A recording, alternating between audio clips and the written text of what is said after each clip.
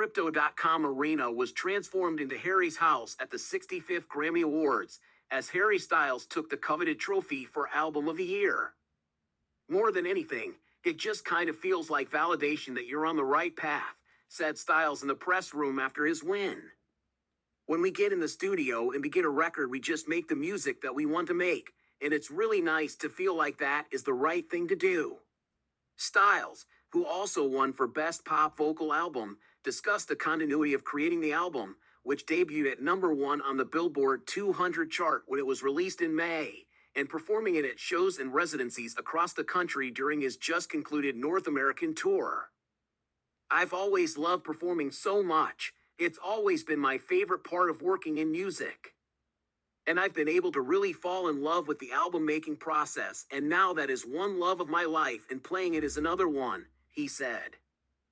It's amazing to see the way songs that mean so much to me, to see how much they mean to other people when you're playing for them. In terms of it, I'm so grateful for my fans, who've created an environment where I feel like I can make what I want to make. I feel so free when performing.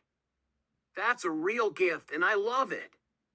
He also gave big love to his fans for propelling the energy in the room.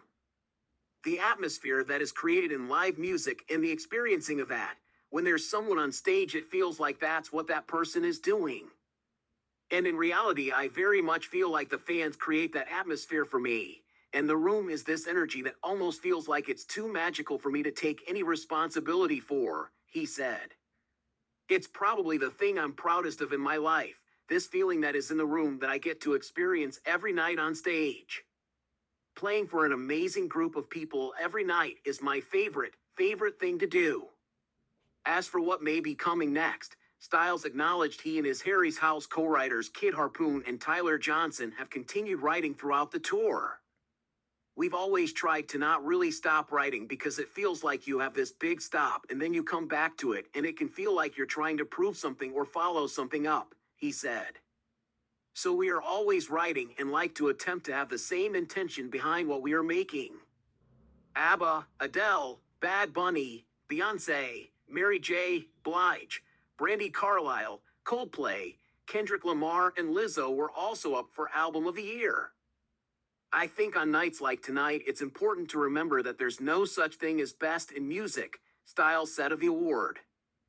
I don't think any of us sit in the studio making decisions based on what's going to get us one of these.